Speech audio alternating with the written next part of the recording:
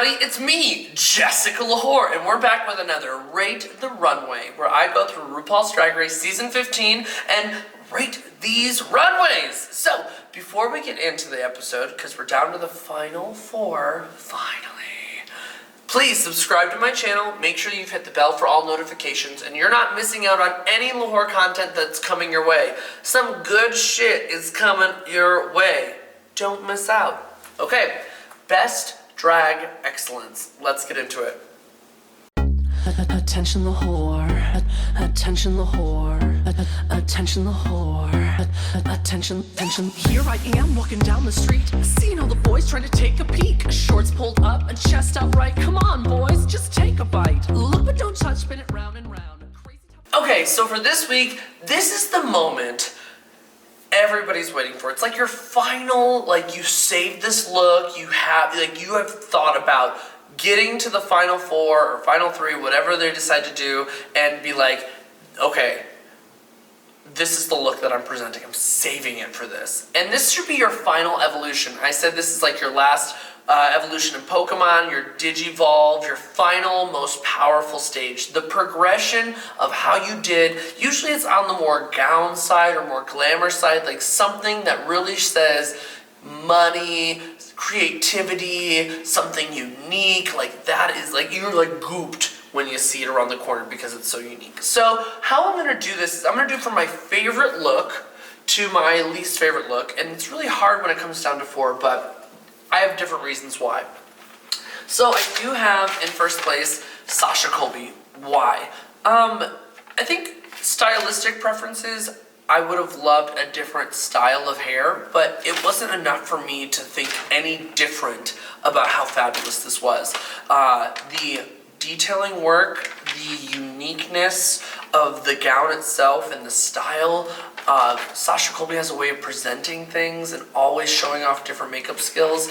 And for me, it was a head-to-toe, thought-out, couture, unique piece to end Sasha Colby, like, for this experience. Like, if this is her final moment on this runway, and she served it.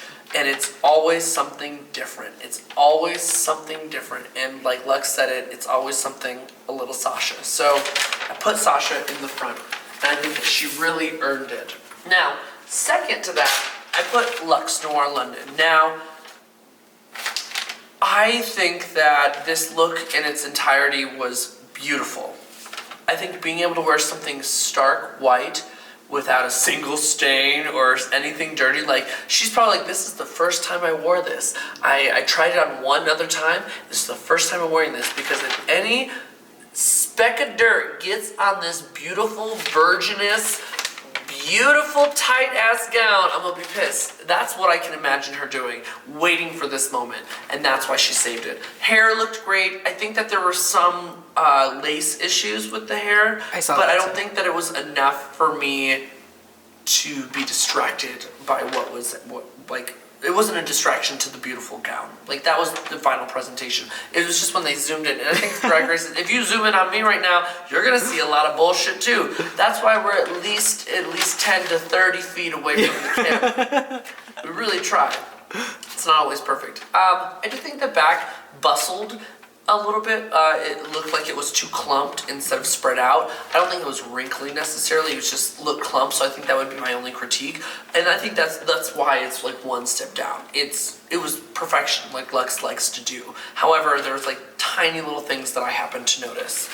Do you think her hair exceeded 40 inches? Oh, no. I don't think, not a single wig has exceeded 40 inches. But I bet you at the reunion, she's gonna wear 40 inches and say, this is my 40 inches, and do some kind of shout out to it. Next we have Anitra. I do love that Anitra did not wear a jumpsuit, bodysuit with some shit thrown on it.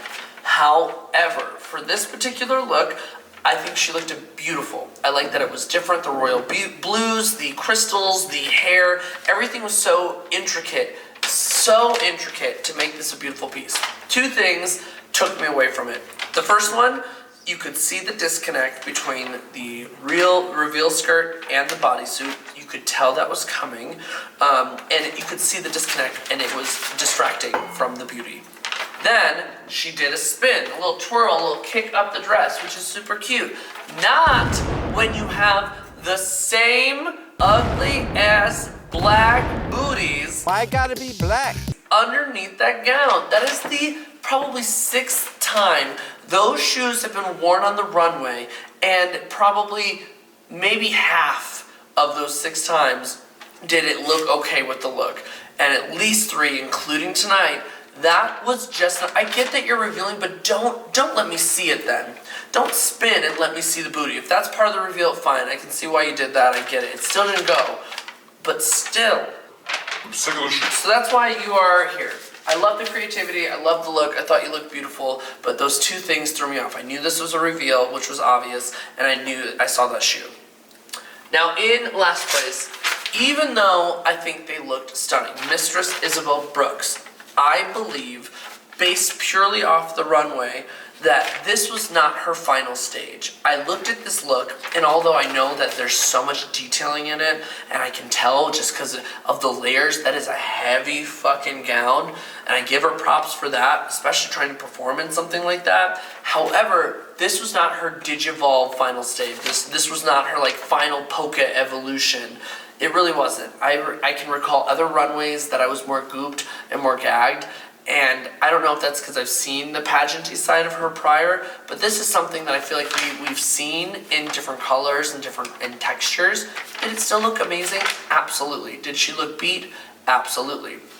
I do think, and this is probably the clip that's going to be used, when she walked out, it made me think of the monster from Monsters, Inc. that like slowly moved and brushed the ground and has to sneeze to like get his spikes to pop out. That's what Mistress Isabel Brooks in that orange dress made me think of. So, for those reasons, I put you in the bottom. I think this kind of lines up with how Drag Race judged it, but these are my thoughts prior to the final judgment. Ultimately, Mistress and Anitra are in the bottom, and I was really hoping that there would be the consistency piece where RuPaul said, we're actually going to eliminate one person, and I can't imagine going to the top 4 with any of them, but part of me hoped that, like, that's a cunty move. Like, that's a really cunty move in like a, this is my show, this is what I said I'm going to do, and it's a hard choice, but I'm going to have to make it. But I think I disagree with the majority. I think a lot of people said that Anitra won that lip sync, and I genuinely think Mistress won that lip sync. And the reasons are, When Love Takes Over by Kelly Rowland, that is not a duck walking kickity cat cat song. It is so much more than that. It's like a feeling. It takes over your entire soul when you should perform it. And I love that from Mistress. Also, I guess because we haven't seen Mistress lip sync that much. Lip sync that much. This is Mistress's 2nd time lip syncing, and it was enjoyable because we have seen, I think, like 7 times in different, from the Paloozas to the bottoms to the talent. Like, we've seen this, and she keeps changing it. But I think that in that particular lip sync, Mistress won. Tell me what you think in the comments. Tell me what you think of this order. And we're coming down to the finale. So who do you want to win RuPaul's Drag Race? Is it Team Sasha Colby, Team lwhor London, Team Anitra, or Team Mistress Isabel Brooks? Otherwise, we'll see you next week for another Rate the Runway. Bye, everybody. Attention the whore. Hi, little whores, it's me, Jessica lwhor, and did you know that I'm on Cameo? That's right, Cameo is a platform where you can get personalized messages from me, the biggest whore in all of Colorado. Whether it be a birthday sing-along, a bar mitzvah, a congratulations on your new job, a congratulations you didn't get pregnant, I'm your whore for the message. So, follow the link below, click it, and book your next Cameo to surprise your best friend, your grandma, your family member, or any other little lwhor fan out there. Come on, book them now.